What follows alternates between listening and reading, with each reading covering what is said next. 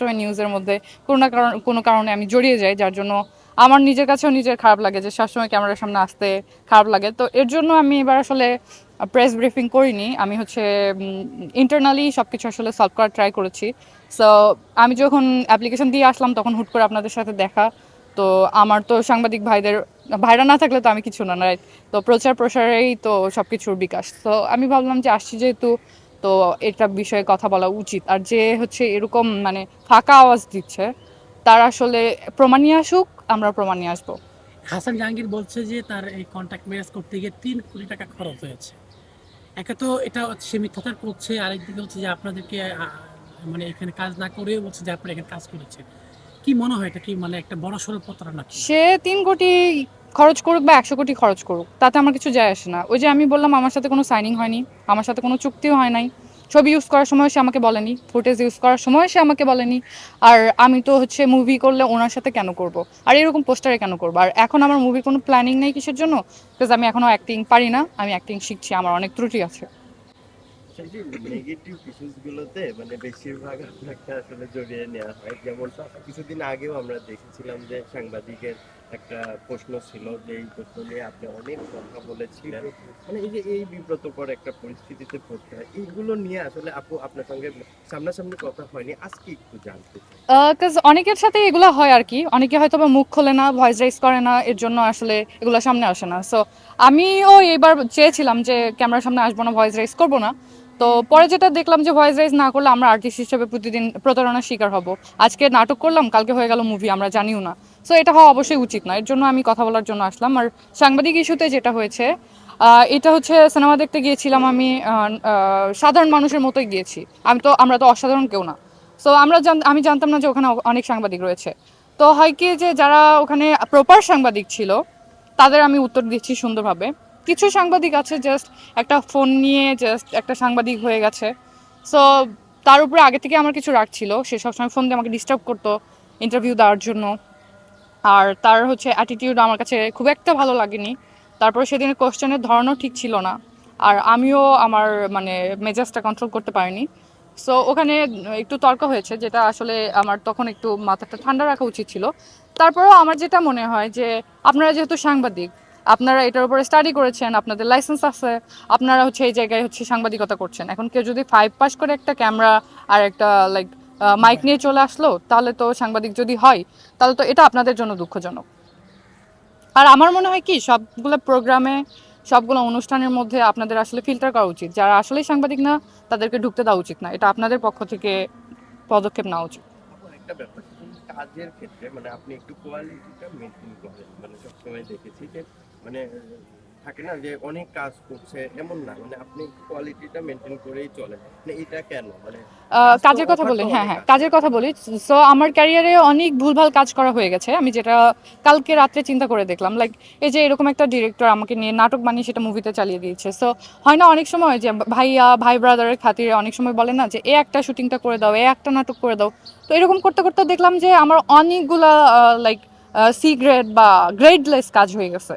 So দিন শেষে দেখলাম যে তারা আমাকে ইউজ করেছে, বাট এটা আমার ক্যারিয়ারে নতুন কিছু যোগ করেনি। সো এখন থেকে আমার মনে হয় যে বেছে কাজ করা উচিত, এরকম ভাই ব্রাদার বা আত্মীয়তার খাতিরে কোনো কাজ করে দেওয়া উচিত না। আর কাজ কমিয়েছি তো 80%, এখন আরও কমাবো। এরকম ইস্যু যদি হয় তাহলে তো আগে ডিরেক্টর, স্ক্রিপ্ট, আর্টিস্ট সব কিছু চিন্তা করেই করা উচিত। 2026 মানে দেবার জন্য মানে কোন জায়গাটায় আসলে পৌঁছাইতে চাই আমরা জানতে চাই।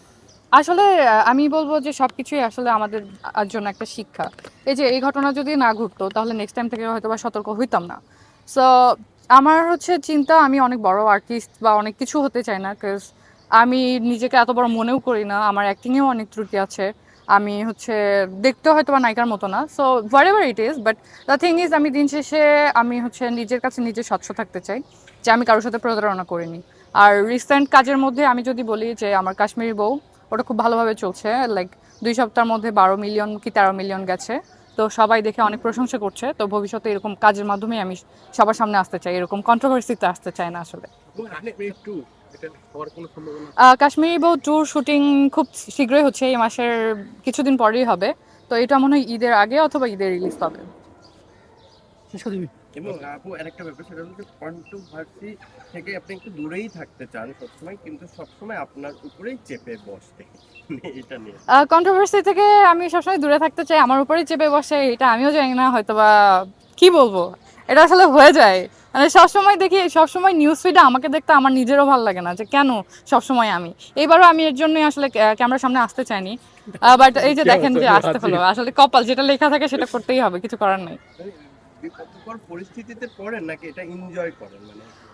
এনজয় বলতে কি, আমি তো প্রথমের দিকে, যখন ক্যারিয়ারের প্রথমের দিকে একটা ইস্যু হলো লাইক ব্যান হওয়া নিয়ে, তো তখন বিষয়টা হতো কি যে আমি তো তখন এত প্যাচ বুঝতাম না, তখন নর্মালি যেটা বলার তখন সেটা নর্মালি বলেছি। সো পরে যেটা দেখলাম যে অনেক কিছু ঘটলেও আসলে সেগুলা ফেস টু ফেস বলা, আসলে অনেকে মনে করে স্যাভেজ, লাইক আমি কোনো কিছু প্রোটেক্ট করছি, অনেক ডিরেক্টর ভাবে ও তো স্যাভেজ, ওর সাথে কাজ করব, কোনো বিপদ হলে ও তো আবার দেখা যাবে যে সম্মেলন করবে, সাংবাদিক সম্মেলন করবে, পরে আবার একটা ইস্যু হবে, তো অনেকে আমার সাথে কাজ করতেও ভয় পায় এর জন্য। সো তাদের জন্য আমার এটাই বলা, যে আমি আসলে সবসময় কন্ট্রোভার্সিতে থাকতে চাই না, তো হুট করে যখন অন্যায় হয়ে যায়, তো তখন না আসলে আর করার কিছু থাকে না। দেবানন্দ অনেক সাহসিকতার পরিচয় দেয়। মামলা দিবে মানে এই সিনেমা যদি রিলিজ না হয়, সে সাইবার ক্রাইমে কি নিয়ে মামলা দিবে? সে, তার কাছে কোনো প্রুফ আছে, কোনো এভিডেন্স আছে?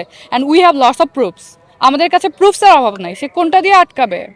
আমরা যদি মামলা করি, আমরা যদি মানে অর্থদণ্ড করি, সে নিতে পারবে না, but we are not doing this, আমরা তার মতো তো না। সে যে বিষয়টা বলেছে যে মৌসুমী তিনি হচ্ছে বাইরে থাকার কারণে তার সঙ্গে কোনো কন্ট্যাক্ট করা সম্ভব হয়নি, কিন্তু আপনি তো দেশে ছিলেন, বাইরে থাকার জন্য কেন কন্ট্রাক্ট করা সম্ভব হবে না? কেন, বাইরে কি কাগজপত্র ছিল না? তার ভাষ্য মতো সে এটা জানিয়েছে। সেটাই তো বলছি, সে যেটাই বলুক, আপনাদের সামনে যদি নেক্সট টাইম আসে, বলবেন ভাই আপনি প্রুফ দেখান, আপনার কাছে কি প্রুফ আছে? আর আমাকে জিজ্ঞেস করেন proof, I have lots of proofs. আমি তো একা ভিকটিম হয়নি, আমার সাথে আরও আর্টিস্ট ছিল, তারাও ভিকটিম হয়েছে, তারাও তার বিরুদ্ধে কথা বলবে, সমস্যা নাই। এবং আমি এটাও শুনলাম যে অনেককে সে নাকি পেমেন্টই দেয়নি এখনো, তাকে খুঁজে বেড়াচ্ছে। আচ্ছা, আপনি সিনেমার বিরুদ্ধে কথা বলছেন, কিন্তু সিনেমাতে আপনার শুধু ছবি add করে ছবি ইউজ করেছে, কিছু ক্লিপও ইউজ করেছে হয়তো বা, ওই যে আমার যে নাটক করা হয়েছে গাজী টিভিতে 7 পর্বের, ওখান থেকে কিছু সিকোয়েন্স সে বাদ পড়েছে, সেখান থেকে সেই সিকোয়েন্সগুলো সে এখানে ঢুকিয়েছে বলে আমার মনে হয়। আচ্ছা, অনেকেই বলে যে মানে যদি আগের কোনো শর্ট থাকে সেই শর্টটা ইউজ করতে পারে, মানে যেহেতু সিনেমাতে? সিনেমার আগে সাইনিং লাগে না? সিনেমার আগে পারমিশন লাগে না? কারো ছবি ইউজ করার আগেও তো পারমিশন লাগে। আর সেক্ষেত্রে সে আমার কিছু জায়গায় এআই পিকচার ইউজ করেছে, যেটা একদমই অন্যায়। সো কোন দিক থেকে উনি প্রোটেক্ট করবে? এবং আলটিমেটলি এটা লাস্ট মানে আপনার যদি এটা সমাধান না হয় তাহলে আইনানুগ ব্যবস্থা। Of course I will see him, because এটা উচিত না যে সে কোন দিক থেকে প্রোটেক্ট করবে। I will see him, because আমি রাইট, সে রং হয়ে যদি এরকম মানে গর্জন করতে পারে, then I will show him what I can do. Okay, thank you. Thank you.